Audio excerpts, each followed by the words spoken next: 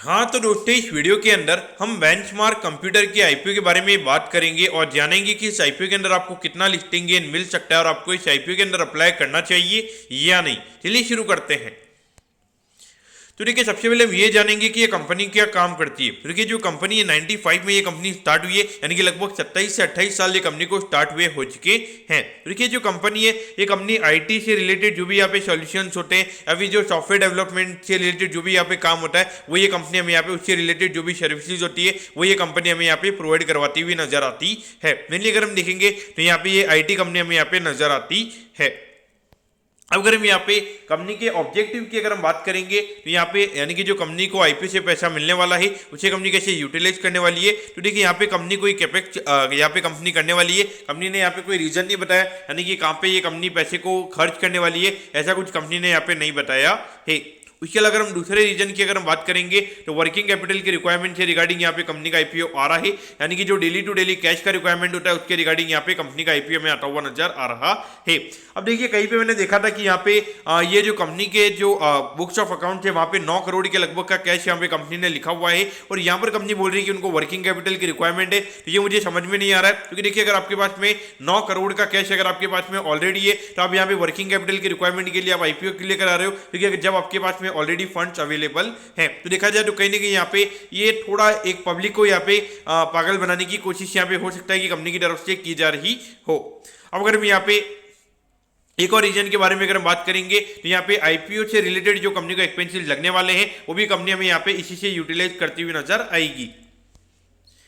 अब अगर हम यहाँ पे कंपनी के प्रमोटर्स की अगर हम बात करेंगे तो देखिए, धनंजय रिंदावन जी हमें यहाँ पे कंपनी के प्रमोटर नजर आते हैं और उसके अलावा हेमंत मुड्डाना सनील जी हमें यहाँ पे कंपनी के प्रमोटर नजर आते हैं।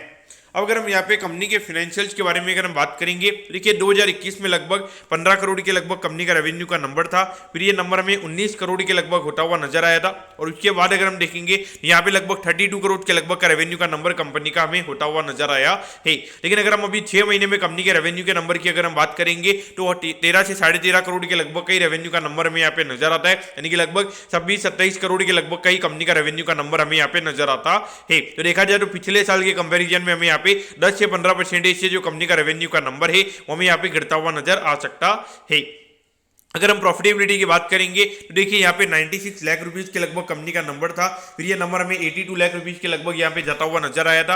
और अगर हम पिछले साल अगर हम बात करेंगे तो लगभग 2 करोड़ के लगभग का नेट प्रॉफिट यहाँ पे कंपनी ने कमाया है। और अगर हम अभी 6 महीने के नंबर्स की अगर हम बात करेंगे तो 95 लाख पे नंबर हमें नजर आता है और जिसको अगर हम एनुअली बेसिस पे करते हैं तो लगभग यहाँ पे 1 करोड़ 90 लाख के लगभग हमें ये नंबर नजर आता है। तो कहीं ना कहीं यहाँ पे पिछले साल के कंपेरिजन में अगर हम देखेंगे ऑलमोस्ट या फिर कॉन्स्टेंट नंबर हमें नजर आ सकता है, या फिर 5% से कंपनी के रेवेन्यू के हमें कम होते हुए नजर आ सकते हैं। तो ऑल ओवर देखा जाए तो यहाँ पे कुछ इतने ज्यादा एक्स्ट्राऑर्डिनरी कंपनी के फाइनेंशियल्स के नंबर नहीं है। आपको लगेगा कि यहाँ पे सीधा यहाँ पे कंपनी का 82 लाख रुपीस का कंपनी का प्रॉफिट था, सीधा 2 करोड़ के लगभग हुआ है, आपको अच्छा लगेगा। लेकिन देखिए, अगर आप देखोगे 95 में ये कंपनी स्टार्ट हुई थी, 95 में अगर आप देखोगे तो उसके बाद में जिस तरीके से ये इंडस्ट्री ग्रो हुई है और उसके बाद भी अगर 27-28 साल से यहाँ पे कंपनी के प्रमोटर्स अगर ये इस एरिया में अगर काम कर रहे हैं और वहां पर अगर आप देखोगे हार्डली 2 करोड़ के लगभग का प्रॉफिट अगर कंपनी ने कमाया, तो कहीं ना कहीं यहाँ पे कुछ न कुछ यहाँ पे जो स्टेप्स इनको लेने चाहिए थे वो इन्होंने यहाँ पे नहीं लिए। और कहीं ना कहीं देखा जाए तो ये मुझे यहाँ पे बहुत बड़ा नेगेटिव पॉइंट मुझे यहाँ पे नजर आता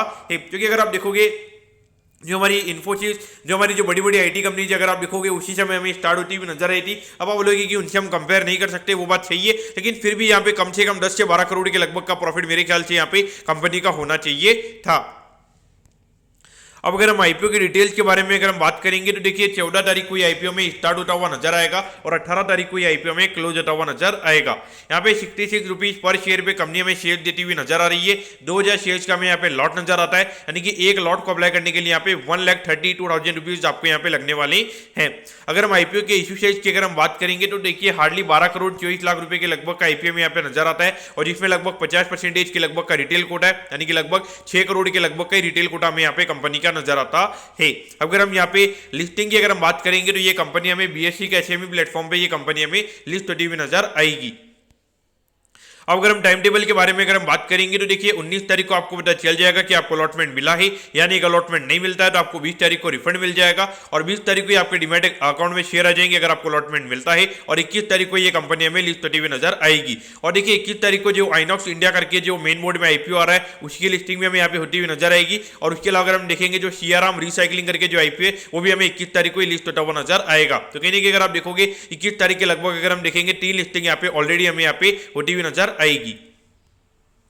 अब एट द एंड अगर हम वैल्यूएशन के पैरामीटर्स के बारे में अगर हम बात करेंगे तो देखिए लगभग हार्डली 45 करोड़ के मार्केट कैप पे ये कंपनी का आईपीओ में आता हुआ नजर आ रहा है। और पिछले साल की अर्निंग के हिसाब से अगर हम बात करेंगे लगभग 22 से 23 के पी रेशियो पे ये कंपनी का आईपीओ में आता हुआ नजर आ रहा है। तो उस पॉइंट ऑफ व्यू से अगर आप देखोगे तो यहाँ पे इतनी कोई ज्यादा फिनोमिनल ग्रोथ के नंबर्स हमें कंपनी के देखने को नहीं मिल रहे। तो उस पॉइंट ऑफ व्यू से अगर हम देखेंगे वैल्यूएशन ठीक ठाक है, मैं ये नहीं बोलूंगा कि यहाँ पे कंपनी का वैल्यूएशन हमें यहाँ पे थोड़े अंडर वैल्यूएशन पे कंपनी का आईपीओ आ रहा है, ये मैं यहाँ पे बिल्कुल भी नहीं बोलूंगा। अगर हम अभी लेकिन जो अभी करंटली अगर हम ग्रे मार्केट की अगर हम बात करेंगे तो लगभग 20 से 22 रुपए पर शेयर का ग्रे मार्केट प्रीमियम हमें भी नजर आता है। उसके हिसाब से अगर आप देखोगे यानी कि अगर 20 रुपए के प्रीमियम पे अगर ये कंपनी हमें लिस्ट होती हुई नजर आती है, यानी कि अराउंड 30% के प्रीमियम पे ये कंपनी हमें लिस्ट होती हुई नजर आएगी। तो देखिए अगर 30% के प्रीमियम पे अगर ये कंपनी हमें लिस्ट होती हुई नजर आती है तो वहां पे लगभग अगर हम देखेंगे 28 से 29 के लगभग का पी रेशियो ये कंपनी का हो जाएगा और वहां पे मुझे लगता है कि इतना ज्यादा वैल्यू आपके लिए नहीं रहेगा। तो यहाँ पे अगर ये कंपनी 30 से 40% से ज्यादा के प्रीमियम पे अगर ये कंपनी लिस्ट होती है तो मेरे ख्याल से डेफिनेटली आपको यहाँ पे लिस्टिंग के बाद में अवॉइड करना चाहिए और अप्लाई तो मेरे ख्याल से यहाँ पे बिल्कुल भी नहीं करना चाहिए। अब अप्लाई क्यों नहीं करना चाहिए?